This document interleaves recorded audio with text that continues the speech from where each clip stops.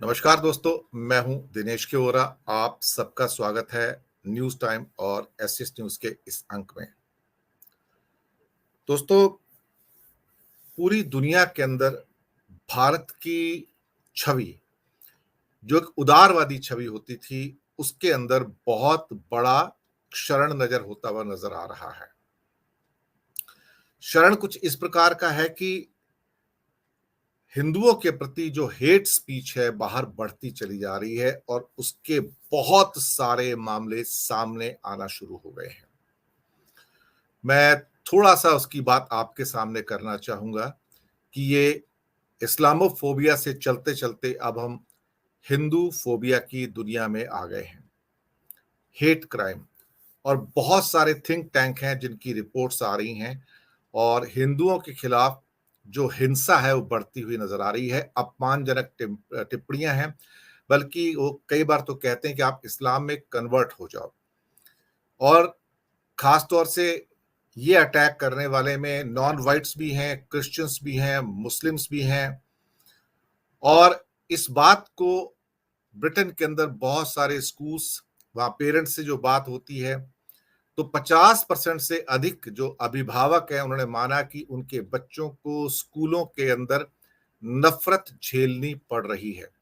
और पिछले 5 सालों में सारे कैंपसेस के अंदर हिंदू विरोधी सोच बढ़ गई है।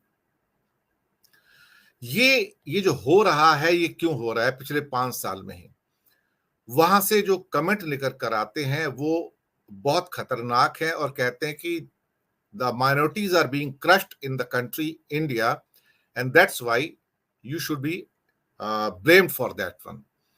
हिंदू फोबिया का नाम दिया गया है और अमेरिका की जो एक रिसर्च इंस्टीट्यूट है उनका कहना है कि बीते कुछ समय में तेजी से एंटी हिंदू नैरेटिव तैयार हुआ है और हिंदुओं पर हमले में थोड़ी बहुत नहीं, 1000 गुना तेजी आई है अमेरिका में खास तौर से। और इसमें किसी एक नस्ल तबके का हाथ नहीं है, मिलजुल कर किया जा रहा है। नॉन वाइट्स हैं, मुस्लिम्स हैं, सभी इसको कर रहे हैं। इसका एक कारण यह भी बताया जा रहा है कि हिंदू उच्च पदों पर पहुंच रहे हैं। बहुत सी कंपनीज के अंदर स्टार्टअप्स भी उनके हैं। कई राजनीतिक फील्ड के अंदर भी ऊंचे पदों पर पहुंच रहे हैं, जैसे कमला हैरिस भी है। मेडिकल फील्ड में, आईटी में बहुत टॉप पर है।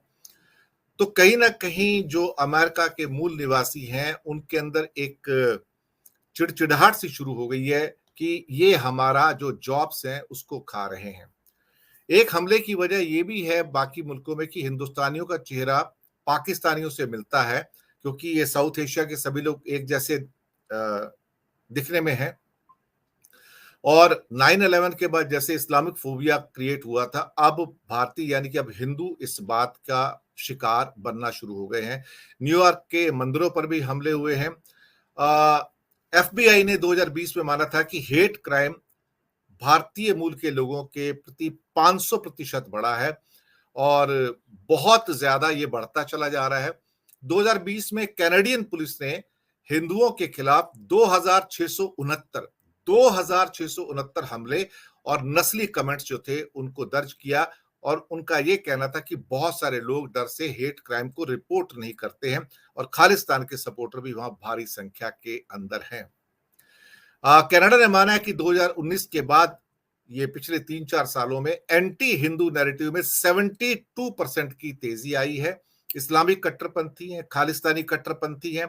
ऑस्ट्रेलिया हो, न्यूजीलैंड हो और बाकी जगह भी एंटी हिंदुइज्म की चीजें चलनी शुरू हो गई हैं और ये पिछले कुछ सालों में हो रहा है। ये जो चीजें हो रही हैं ये पहले कभी नहीं होता था। पहले हिंदुओं को एक उदारवादी रूप में देखा जाता था, लेकिन अब यहां पर जो हेट्रेड नजर आ रही है विदेशों में, वो वास्तव में कोई आश्चर्य तो नहीं होता है इसके अंदर। लेकिन हाँ, उनका कहना यह कि ये सारी जो हेट स्पीचेस हैं बाहर या नस्ली कमेंट्स हैं, वो दरअसल भारत में माइनॉरिटीज के खिलाफ जिस किस्म का ट्रीटमेंट दिया जा रहा है उसके खिलाफ ये उसकी एक रिएक्शन है। ये यानी कि हालात अब ऐसे हैं कि इस आईटी के युग में, सोशल मीडिया के युग में कोई भी खबर 1 मिनट भी नहीं लगता है पूरी दुनिया में ट्रेवल कर जाती है। और बिखरता हुआ हमारा समाज, माइनॉरिटीज के प्रति एक घृणा, किसी भी स्टेट के अंदर माइनॉरिटीज को कोई टिकट ना दिया जाना, इवन जो हमारे सामने अभी कर्नाटका का टिकट वितरण आया बीजेपी के द्वारा, एक भी सिख या ईसाई या मुसलमान को टिकट ना दिया जाना। तो माइनॉरिटीज को जब हाशिए पर धकेल देंगे कि we don't need you actually, तो फिर इस किस्म की जो विदेशों से प्रतिक्रियाएं हैं उसमें हमें कोई हैरानी नहीं होनी चाहिए। 4 से 5 करोड़ इंडियन डायस्पोरा जो बाहर रहता है वो इस समय देखा जाए तो इस नस्ली हिंसा का शिकार हो रहा है। इसी विषय पर बात करने के लिए आज हमारे साथ जो विद्वान मौजूद हैं, मैं उनका परिचय आपसे करवा देता हूं। हमारे साथ हैं वरिष्ठ पत्रकार गौतम दाहरी जी, दादा आपका स्वागत है। हमारे साथ सुनील शुक्ला जी, वरिष्ठ पत्रकार, आपका स्वागत है। साहू जी, आप मुझे सुन पा रहे हैं? साहू जी, आपका कनेक्शन नहीं ऑन हो रहा है, मुझे लगता है पिक्चर भी आपकी शायद फ्रीज है। चलिए, जब वो जुड़ेंगे तो उस समय हम देखेंगे उसको। मुझे लगता है कि नहीं जुड़ पा रहे हैं शायद वो, तो कोई बात नहीं, हम अभी प्रोग्राम स्टार्ट कर लेते हैं। सबसे पहले दादा मैं आपके पास आता हूं। दादा, जो हो रहा है भारत में, जो घृणा का कारोबार है, नफरत का कारोबार है, लगता है दादा की पिक्चर भी चली गई है शायद। चलिए कोई बात नहीं, मैं ये प्रश्न फिर सुनील जी को पास ऑन करता हूं। ये जो घृणा इस समय भारत में हो रही है जमीन पर, उसके दुष्परिणाम विदेशों से आने शुरू हो गए हैं। मुझे लगता है कि ये चीजें परेशानी पैदा करने ज्यादा आई गए हैं लगता है। तो जो दुष्परिणाम है अब विदेशी भूमि से हमें देखने को मिल रहे हैं और बड़ी संख्या के अंदर हम इस चीजों को, जो नस्ली हमारी हिंसा है, वो देखने को मिल रही है। दादा, ये आपसे ही प्रश्न है, मैं सुनील जी फिर सेकंड टाइम में ले लूंगा उसमें।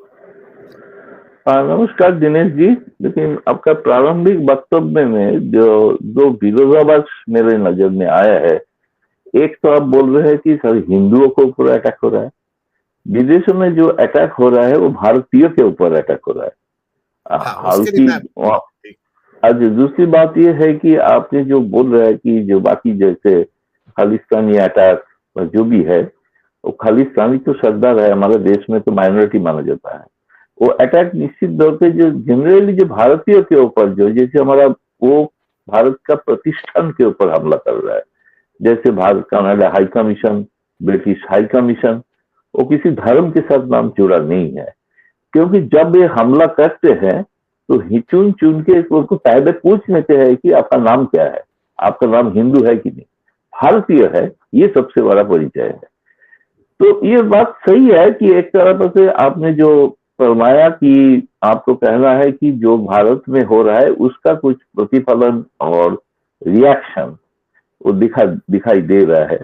ये स्वाभाविक है कि ऐसे तो घटना, ये तो शंका है, इसीलिए तो हमारे यहाँ पे जो बहुसंख्यक लोग है वो विदेश मुल्क में इतना, जैसे आपने शब्द इस्तेमाल करा इंडियन डायस्पोरा, आपने हिंदू डायस्पोरा नहीं कहा। ये इंडियन डायस्पोरा जो है, तो इंडियन डायस्पोरा जो बाहर में रहते हैं बहुत बड़े, सबसे बड़ी बात है कि सबसे ज्यादा डायस्पोरा जो है वो है मुस्लिम कंट्रीज में, अरेबियन कंट्रीज में करीब के करीब, मैं तो पुराना हिसाब याद आ रहा है, 60-70 लाख के ऊपर लोग है, कुछ जगह पे तो करोड़ों पे है। तो ये जो लोग भारत से गया है, खास तौर पे दक्षिण भारत से बहुत लोग गए हैं अरेबियन कंट्रीज में काम करने लिए, जहां से वो हमको रेमिटेंस भेजते हैं, वो हमसे दौलत भेजते हैं, देश का इसमें विदेशी जो हमारा भंडार है उसको ताकत देते हैं। लेकिन केरल से जो लोग बाहर जगह काम कर रहे हैं उसका भी दिक्कत हो रहा है। उसमें बहुत ज्यादा लोग, मुस्लिम लोग भी गया है। मैं कह रहा हूं कि जनरलाइज करना के ये जो बात आजकल आपने जो जिक्र किया, बात सही है कि पहले के इतना दिखाई नहीं देता, इतना नफरत भारतीयों के ऊपर खिलाफ दिखाई नहीं देता था। लेकिन ये बात सही है कि ये पहले से बहुत ज्यादा बड़ा है। अगर आप खास अमेरिका का बात करेंगे तो वहां पे तो पहले से ही देखिए रेसिज्म एक बहुत बड़ा समस्या कि समस्या तो है। बाइडेन तो जीत के आया on the issues of racism. तो जिस तरह से वो मारा गया था वो जो ब्लैक सिटीजन को, उसके बाद जो प्रोटेस्ट हुआ अमेरिका, जो सारे अमेरिका में उसका नतीजा में रिपब्लिकन को हार स्वीकार करना पड़ा और बाइडेन डेमोक्रेट पर जीत गया। तो ये रेसिज्म और खास तौर पे जो एक देश का नाम पे जो लोग, आपने जो कहा कि बहुत सारा भारतीय बहुत ऊंचा पद वहां पे किया, उसलिए एक रिएक्शन हो रहा है। उसलिए तो बहुत सारे कंट्रीज आपने देखा होगा वीजा रेस्ट्रिक्शन भी किया है। मेरे को तो पता है कि अभी यूरोप में तो रेस्ट्रिक्शन वीजा मिलना बहुत मुश्किल है। ऐसे हो रहा है कि कनाडा और खासतौर पर यूरोपियन कंट्री जर्मनी इतने लंबे कतार में है कि इंडियन गवर्नमेंट को एमईए को मैंने डिमॉश इशू करना पड़ा कनाडा सरकार के खिलाफ कि आपने वीजा क्यों नहीं दे रहे हो। मेरा बेटा खुद अप्लाई किया है जर्मन वीजा के लिए, उसका प्रोग्राम है मई के अंत में, लेकिन उसे अपॉइंटमेंट दिया गया जून में। तो ये जो कहानी ये जो हो रहा है, इसका सारे एक रिफ्लेक्शन हम देख रहे हैं, जिसका रिफ्लेक्शन सिर्फ भारत का विदेश नीति पे भी आ रहा है। वो जो विदेश जिस तरह का नफरत का कहानियां भारत से आप सुन रहे हैं, देख रहे हैं, रोज देख रहे हैं, जहाँ पे प्रैक्टिकली कोई रूल ऑफ लॉ नहीं है। अगर आज तो काल का कोर्ट का वैसे तो लगता है गुजरात स्टेट में कभी दंगा तो हुआ ही नहीं है।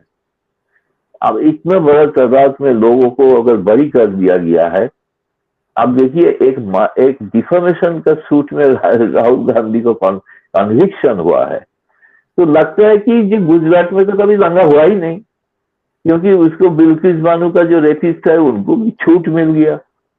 अभी देखते हैं बाद में सुप्रीम कोर्ट क्या कहते हैं।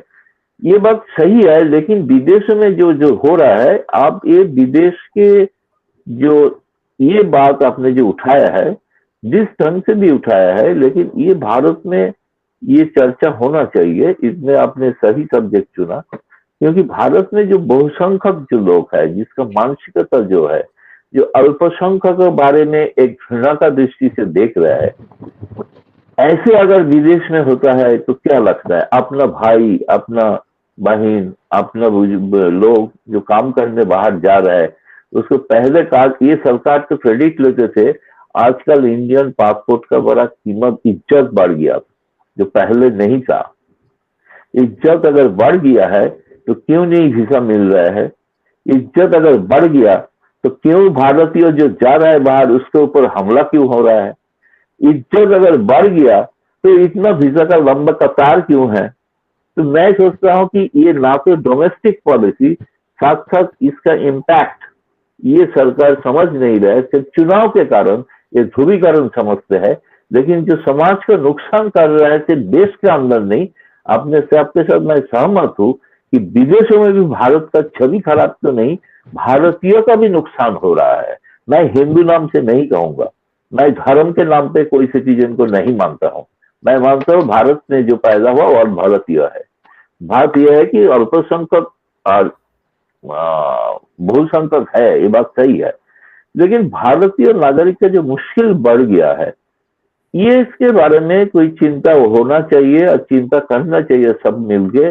और इसके ये मैसेज हमारा समाज में पहुंचना चाहिए कि भाई आग अगर जो आज कर रहे हो, तुम्हारा पास पड़ोसी में जो अल्पसंख्यक भाई है उसके ऊपर जो हमला कर रहे हो, झूठे हमला कर रहे हो, बीफ के नाम पे हमला कर रहे हो, एक्चुअली बीफ था ही नहीं। लेकिन ये जो है, और उस तरह से आप चुनाव जीतने के लिए आप इसमें बोलते हो कि बीफ अलाउड है, बीफ का प्राइस कम कर देंगे, ये बीजेपी का वादा था चुनाव का पहले, फिर मिजोरम चुनाव का पहले वादा करेंगे, केरला में यही करेंगे। तो ये जो इनका जो हिपोक्रेसी है, ये बाकी जो हमारा समाज है, इसको अभी सोचने का समय हो गया है, नहीं तो बहुत देर हो जाएगा दिनेश जी। बहुत इम्पोर्टेंट